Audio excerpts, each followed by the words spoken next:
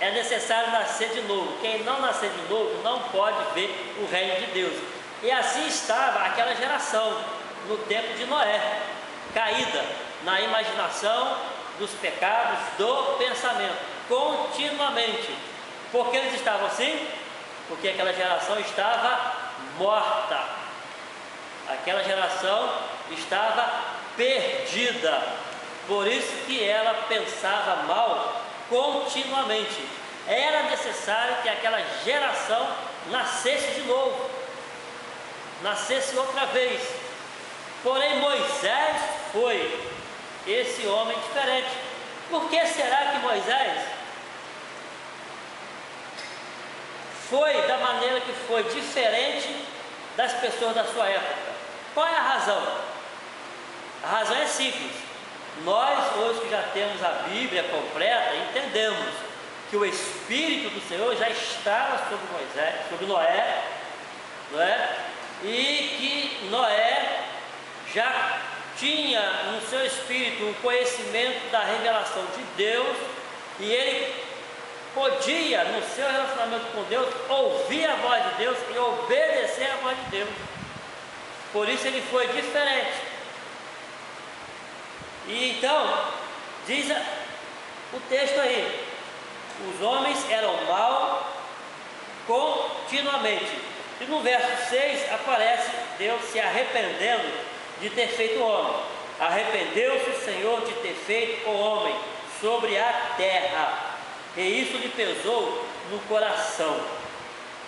Mas vamos dar uma olhada em 1 Pedro 3,20, uma passagem paralela que o apóstolo Pedro fala sobre essa questão do tempo em que Noé viveu e como estava a corrupção das pessoas no seu tempo. Vamos ler 1 Pedro 3,20.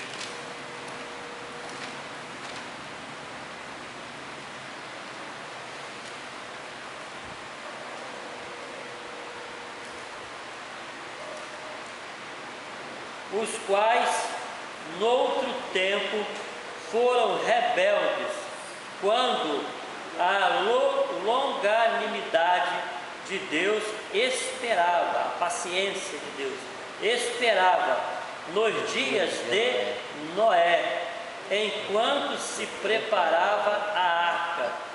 Nela, poucas, isso é, 8 almas se salvaram através da água.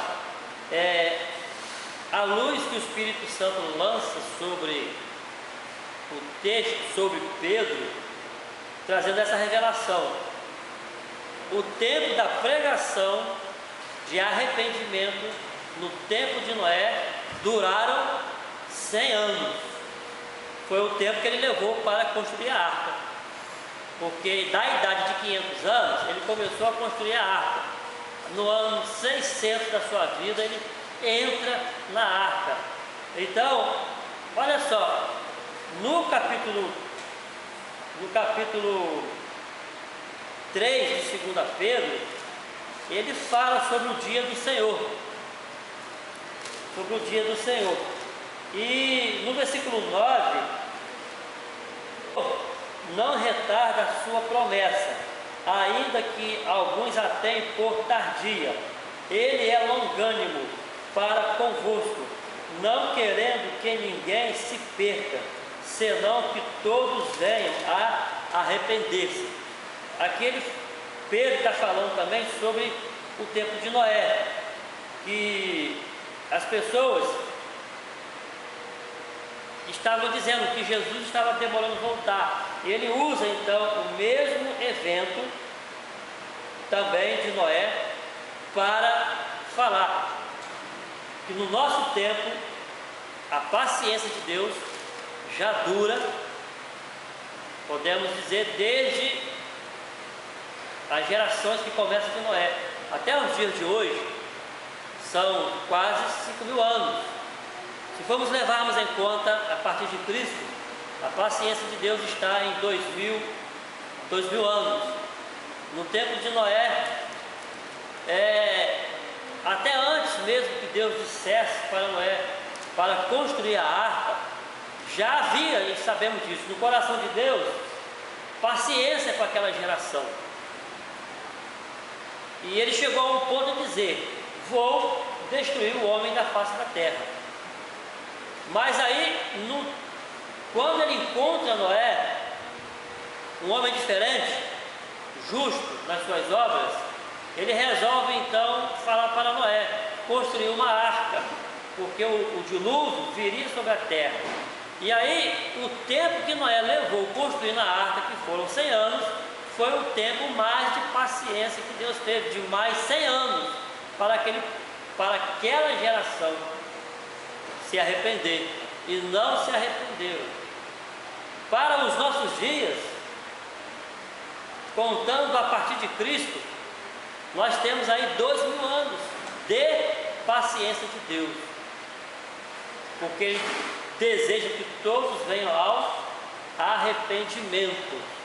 Mas a geração do nosso tempo, ela está no mesmo estado, da mesma forma que aquela geração no tempo de Noé. Como que eles eram?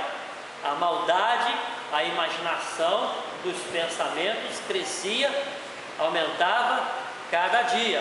Não é isso que ocorre hoje? Quais são os servos, os discípulos de Jesus que ele está encontrando, ou que ele tem encontrado nesse tempo, para ver nestes os que não se corrompem com a Babilônia, com o amor ao mundo e tudo que aí está, com os cuidados da vida, com os afazeres da vida. Quantos estão batizados com Noé nas águas do dilúvio, profeticamente, como disse o apóstolo Pedro, não para o despojar da sujeira do corpo, mas um batismo que está em si a indagação de uma grande esperança, aqueles os quais estão seguindo na semente de Abel, que passa por Noé, na semente da justiça, não da justiça própria, mas da justiça que se procura em Deus, da remissão dos pecados no sangue de Jesus. Então, 100 anos de construção da arca, que foi o tempo em que Deus esperou. Agora, no nosso tempo, Deus também está esperando. Até o livro da irmã Johnny, né, que escreve sobre o céu, lá no finalzinho já do livro, ela fala sobre isso também, usando uma passagem que Jesus lê do profeta Isaías, falando aquela passagem: o Espírito do Senhor está sobre mim. Mas Jesus, dizendo ela, né? Mas Jesus não recitou, não leu o versículo completo. Tem o final desse versículo, ele não leu. E ela explica muito bem. Por quê? Porque o final do versículo de Isaías, acho que é Isaías 61, diz assim: e virá a vingança do Senhor. Mas ele não leu essa parte. Por quê? Porque o tempo de vida de Jesus na terra, seu ministério, estava incluído o seu tempo também de pregação, de oportunidade. E ele disse em outras passagens que ele não veio para condenar e trazer juízo, veio para buscar e salvar. A parte final de Isaías 61, se eu não me engano, é que diz: a vingança do Senhor virá sobre a terra. Essa parte final será depois, quando Jesus vier em glória como juiz de toda a terra. E então nós estamos com um espaço de tempo aberto, porque Deus não está fazendo juízo na terra, Deus não está executando juízo na terra. Deus está no tempo da graça, da oportunidade, da espera, e espera com paciência até que essa arca se complete, que é a pregação dos 4 evangelhos, Mateus, Marcos, Lucas e João, e o desenvolvimento dos temas dos 4 evangelhos, que se inicia a partir do livro de Atos dos Apóstolos, seguindo pelas demais cartas do apóstolo Paulo até chegar no Apocalipse. Faz parte, através destas mensagens, desses escritos da revelação de Deus, faz parte de uma construção, de uma nova arca, não mais uma arca de madeira, mas uma arca de uma chamada dispensação, de um tempo maior, de uma abrangência maior, de uma oportunidade maior, para que todos possam ser incluídos. É a pregação do Novo Testamento e de toda a interpretação ou clareamento que o Novo Testamento lança ao Antigo Testamento também. E então, quando isso for concluído, virá o tempo do fim. E aí se completará e Jesus voltará para dizer: agora, e a vingança do Senhor é chegada. Não é? E então, na geração de Noé, eles não ouviram, de forma que só 8 pessoas entraram na arca e se salvaram do dilúvio. No versículo 8 de Gênesis 6, Noé, porém, achou graça aos olhos do Senhor. Por que ele achou graça aos olhos do Senhor? Porque ele era justo. Diz o versículo 9, a parte final: era ele, Noé, era ele homem justo e íntegro em suas gerações, e andava com Deus. Quem foi que andou com Deus de tal maneira e que Deus o levou para si? Quem? Enoque, né? Viveu antes de Noé, mas Noé é descendente de Enoque, está na geração que começou Adão a partir de Sete. E Noé andou de tal maneira com Deus, só que Deus não desejou levá-lo.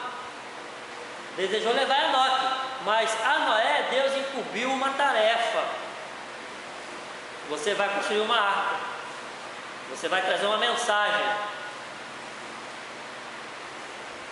Se Deus tem nos incumbido de uma tarefa, nós precisamos fazer a nossa tarefa. Nem todo mundo vai ser levado ao céu na forma de Enoque ou na forma de Elias, como foi levado em carruagem de fogo, porque Deus precisa daqueles a quem Ele quer e Ele escolhe para cumprir o chamado da proclamação. Os que conheceram essa graça, e Noé foi chamado por Deus, porque andava com Deus. Deus pôde confiar a Noé essa tarefa para construir a arca, que era uma pregação, porque Noé foi justo.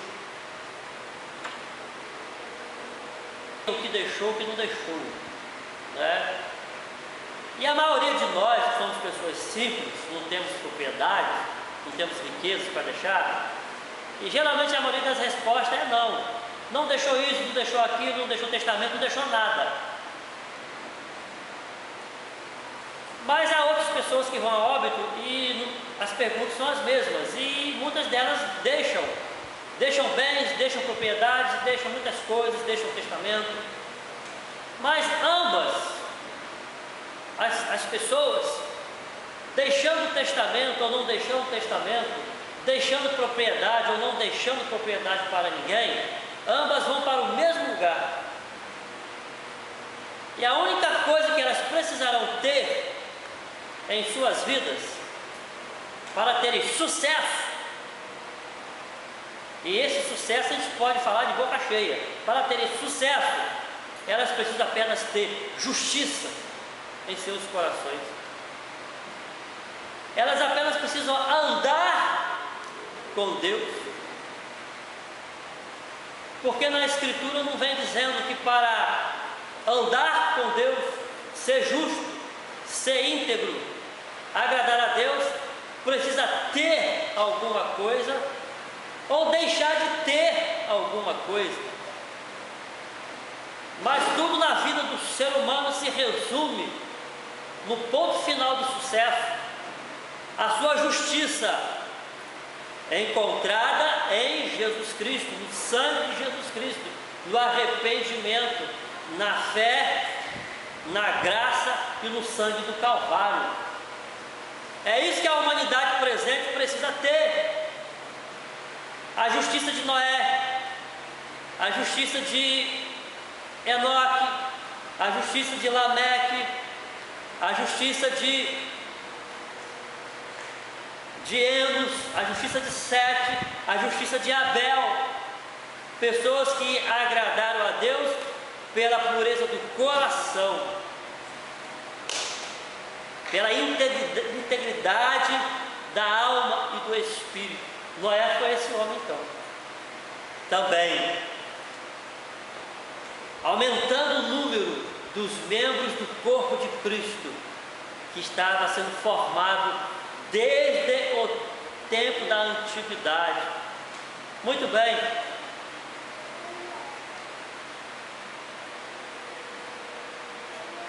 Versículo 11: a terra, porém, estava corrompida diante de Deus e cheia de violência.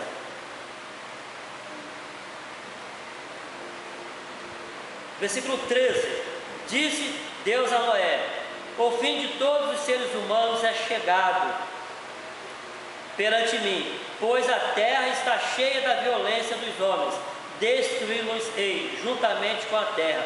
Faze para ti uma arca de madeira. E aí Deus dá os detalhes para ele da arca. No versículo 18 do capítulo 6, Deus fala com Noé: mas contigo estabelecerei a minha aliança, e entrarás na arca, tu e contigo os teus filhos, a tua mulher e as mulheres de teus filhos. Deus estabelece uma aliança com ele. Deus tem aliança com todos desde esse tempo, e vai continuar tendo aliança até Jesus voltar, com todos que têm aliança com Deus. Qual a aliança? A aliança de não trair a Jesus, de não amar o mundo, de não amar a si mesmo, de procurar a justiça de Deus, a integridade em Deus, na palavra. O Salmo 51 de Davi, descreve seu arrependimento pelos seus pecados, essa justiça de reconhecimento de que necessita do perdão de Deus. Deus fez essa aliança com Noé naquele tempo de uma geração perversa. Salmo 119, versículo 130.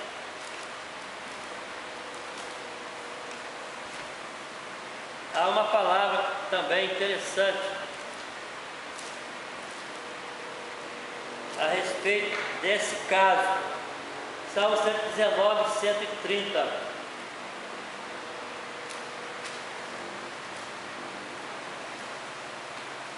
A exposição das tuas palavras dá luz, dá entendimento aos simples. Foi o que Noé teve. Entendimento da palavra de Deus. Deus expôs para Noé o que ele faria naquela geração, e Noé entendeu, e por ele entender, ele fez conforme Deus havia falado com ele. E nós temos para nós toda a Escritura, Deus falando conosco, para nos iluminar, nos avisar, nos participar, que Ele tem um projeto para terminar nessa terra e inaugurar novos céus e nova terra. Ele tem nos falado, escreveu, deixou em sua palavra, para nos avisar cada um de nós dos seus planos finais para o fim da humanidade na terra e para a inauguração de uma humanidade nova, nos novos céus e na nova terra. O último texto desta noite Romanos capítulo 3, o apóstolo Paulo fala a mesma coisa que estava acontecendo nos dias de Noé. Romanos 3, 9. Pois que somos nós melhores do que eles? De maneira nenhuma, pois já demonstramos que tanto judeus como gregos, todos estão debaixo do pecado, como está escrito: não há um justo, nenhum sequer, não há ninguém que entenda, não há ninguém que busque a Deus, todos se extraviaram e juntamente se fizeram inúteis, não há quem faça o bem, não há nem um só. A sua garganta é um sepulcro aberto, com as suas línguas tratam enganosamente, veneno de víbora está debaixo de seus lábios, a sua boca está cheia de maldição e amargura, os seus pés são ligeiros para derramar sangue, nos seus caminhos há destruição e miséria, e não conhecem o caminho da paz. Não há temor de Deus diante de seus olhos. Ora, nós sabemos que tudo o que a lei diz, aos que estão debaixo da lei, o diz, para que toda a boca esteja fechada e todo o mundo seja condenável diante de Deus. Por isso, ninguém será justificado diante dele pelas obras da lei. Antes, pela lei vem o conhecimento do pecado. Aí o apóstolo Paulo vai entrar a partir do versículo 21, a justificação pela fé. Noé precisou de fé para ser justificado. Muito embora foi íntegro e foi justo, mas foi pela fé. O nome dele está em Hebreus 12. Pela fé Noé construiu a arca e foi justificado. Mas essa natureza caída do homem, que foi implantada a partir de Gênesis 3, como temos falado, estava multiplicada na geração de Noé. Noé foi encontrado justo, não se corrompeu, foi chamado para o ministério da proclamação do arrependimento. Agora, no nosso mesmo tempo, na nossa mesma geração, vivemos na geração igual à geração antediluviana, com as iniquidades multiplicadas, como disse Jesus no sermão profético, que a iniquidade se multiplicaria e o amor de quase todos se esfriaria. Mas Deus tem nos encontrado como justos, porque temos buscado a sua palavra e a sua justiça, amém? Para sermos participantes desta herança da eternidade em Cristo Jesus. Tem um texto que eu anotei também, de Salmo 5, 9, relacionado a esta palavra. Vamos olhar ele rapidinho, a gente já está encerrando. Salmo 5, 9.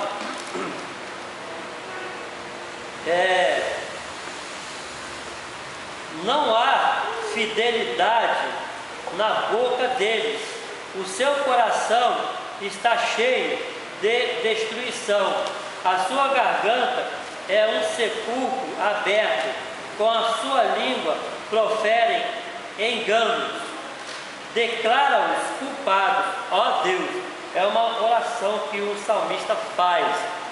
É o tipo de comportamento de vida que tiveram os antediluvianos, e que Noé preferiu não ser assim. E é o tipo de comportamento de vida que tem a nossa sociedade atual. Mas os que têm encontrado a palavra de Deus, os que têm encontrado Jesus Cristo, têm preferido lavar suas vidas pela confissão e arrependimento, pela limpeza da palavra em Jesus Cristo. Em Jesus Cristo. Porque, como disse a irmã Johnny no seu livro O Céu, sobre aquela palavra que Jesus não leu toda, o final, que a vingança do Senhor é chegada. E quando esse dia chegar, acontecerá, como está dito aqui em Salmos 5:10: declara os culpados, ó Deus, caiam por seus próprios conselhos, ou pelos seus próprios pensamentos. Para quem será declarado esta palavra? Para todos aqueles que rejeitarem o tempo da graça, o tempo da oportunidade, o tempo, como diz em uma parte da Escritura, o tempo que se chama hoje, para estes. Mas por enquanto, todos estão debaixo do manto da oportunidade para salvarem suas vidas através de quê? Da mudança, da obediência à palavra de Deus. Até o capítulo 6 de Gênesis, então, nós fechamos, percebendo que estes primeiros homens, estas primeiras pessoas que entenderam a voz de Deus, não era uma voz escrita, era comunicada verbalmente de pessoas para pessoas e no espírito deles, mas eles entenderam e estamos aprendendo com eles. E agora, no nosso tempo, estamos aprendendo com a voz escrita de Deus para o nosso tempo também. Por quê? Porque Deus está preparando para nós. O ponto importante de todo o estudo dessa palavra é que Jesus, ele foi preparar lugar para cada um de nós, novas moradas. E então ele está dando oportunidade para todos, no arrependimento, terem a herança das novas moradas, no novo céu, na nova terra. E esse dia vai chegar, não sabemos quando. Até é interessante, a gente deseja que Cristo volte logo, mas ao mesmo tempo nós ficamos com o coração apertado, até oramos de alguma maneira para ele demorar a voltar. Como pode ser isso? E por quê? Nós temos aquele vizinho que gostaríamos que fosse salvo, temos vários irmãos nossos que, se morrerem hoje, vão para o inferno, irmãos de sangue, parentes de sangue. Quantas pessoas? Então a igreja, a noiva de Cristo, ela vive uma situação de desejo que Jesus volte rápido e de desejo que ele demore quanto for possível para nós trabalharmos e falarmos para mais pessoas, para que elas não percam esse grande privilégio eterno da eterna salvação, que vai ser lindo, lindo demais, demais, demais. A razão de muitas pessoas na história da igreja, nós vimos ontem, né, aquele documentário de novo, Israel contra toda a adversidade vence, e a vida daquela irmã Shula, eu não sei pronunciar o nome dela direito, mas é quase isso, que nasceu na Argentina e Deus a usou para libertar Israel de um grande ataque nos anos de 1947. Qual a razão para que ela fosse até o fim para ajudar aquele povo, o povo de Deus, os maus tratos que sofreu? Qual a razão dos escritores bíblicos, dos intérpretes, dos tradutores da Escritura dedicarem dinheiro próprio, ficarem 40 anos, 50 anos confinados para traduzir a Bíblia para a língua do seu povo, do seu lugar, da sua época, e tendo sido queimados em fogueiras, torturados, assassinados? Qual a razão? Porque eles conheciam e tinham em seu espírito a tão grande salvação. Eles sabiam que era o céu e eles desejaram que a geração deles conhecessem a Escritura e as promessas de Deus na Escritura, e pagaram com suas próprias vidas, porque eles conheciam e tinham certeza do valor que é a vida eterna. Por isso eles se deram a si mesmos também como oferta viva, ao pé da letra. Não foram fanáticos irracionais, eles foram conscientes, porque tinham na certeza que Jesus preparou novos céus e nova terra, novas moradas. De igual forma, nós oramos assim também. Se for possível, ele demore um pouco mais, para que outros recebam o que nós vamos receber. E aí muitos vão nos maltratar, vão nos ignorar, por algo que nós estamos lutando por eles mesmos. Não é assim a história da igreja? Em todo o seu tempo de existência na terra, maltratados, confinados, por amor daqueles a quem eles pregavam e anunciavam uma herança sublime e eterna, não é? O capítulo 3 de 2 Pedro, o apóstolo Paulo fala: não ignoreis que o Senhor está demorando, mas ele virá como um ladrão, mas ele está demorando voltar, para que ainda todos venham ao arrependimento, para a salvação. E assim foi Noé, no seu tempo, cumpriu o seu chamado. Amém? Glória a Deus. Aleluia. Semana que vem, quinta-feira, eu vou falar só um pouquinho sobre Abraão, só para mostrar o começo ali de Abraão, o plano de Deus para a salvação de uma nação, começando em Abraão. Algumas coisas ali também de um homem que soube ouvir a voz de Deus, não é? E nesse plano de Deus, através da nação de Israel também, começado em Abraão, ele tem procurado encontrar pessoas que tenham prazer na sua palavra. E o próximo texto que nós vamos estudar, depois que vermos um pouquinho sobre Abraão, vai ser Salmos 1, né? Que está lá na nossa lista lá, né? Salmos 1, que diz: bem-aventurado aquele que não anda no caminho dos pecadores, não é? Nem se detém na roda dos escarnecedores. Eu dei uma invertida aqui, mas dá para entender. Mas antes tem o seu prazer na lei do Senhor. Sua lei medita dia e noite. Amém? Na sua lei medita de dia e de noite. O caminho do novo nascimento, o caminho da nova geração é esse aí. O caminho do arrependimento, o prazer na lei de Deus, o prazer na palavra de Deus, levou Noé e todos antes deles a permanecer na palavra de Deus e a não se corromper com a sua geração. Assim foi o prazer de Abraão, também na palavra de Deus, e dele se formou uma grande nação, que hoje é um sinal para a volta de Jesus. Igualmente nós, o nosso prazer na palavra de Deus nos leva cada dia mais a querer essa palavra, porque ela nos traz a proclamação de quê? De novos céus, de nova terra, até que Ele volte. Amém? Glória a Deus, que o Senhor possa nos abençoar.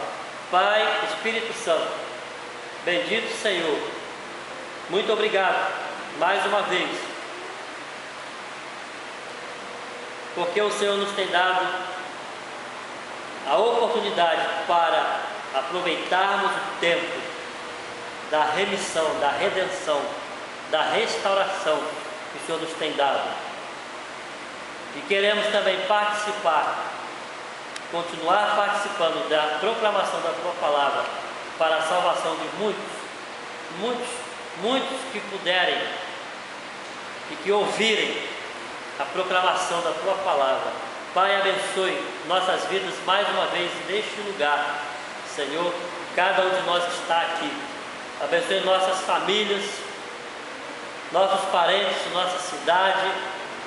Abençoe, ó Pai, a nossa vida financeira, nossa vida física também, Senhor, para que em tudo possamos estar alegres e glorificando o Teu nome, pela nossa saúde, pela provisão do Senhor de cada dia que não nos tem faltado, Pai, em nome de Jesus. Seja sobre cada um de nós, para todos sempre. Bendito o nome do Senhor. Amém. Glória a Deus. Amém. Este livro é a mais extraordinária obra da literatura que este mundo já viu. A Bíblia superou em vendas qualquer outra publicação, tendo sido traduzida para mais idiomas que qualquer outra. Algumas pessoas eram tão devotas à crença de este ser o livro da Palavra de Deus, que estavam dispostas até morrer neste propósito. Sob o poder de Nero, eles foram devorados por leões, ou queimados, presos a estacas por Blood Mary, a rainha da Inglaterra. Outros usaram este mesmo livro como justificativa para as cruzadas que ceifaram centenas de milhares de vidas inocentes. Esta é a história de como a Bíblia sobreviveu desde os tempos de Moisés até alcançar as margens da América no Mayflower. Numa distribuição Buena Vista Filmes,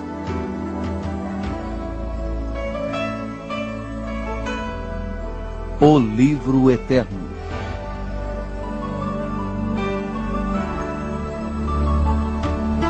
A história da Bíblia.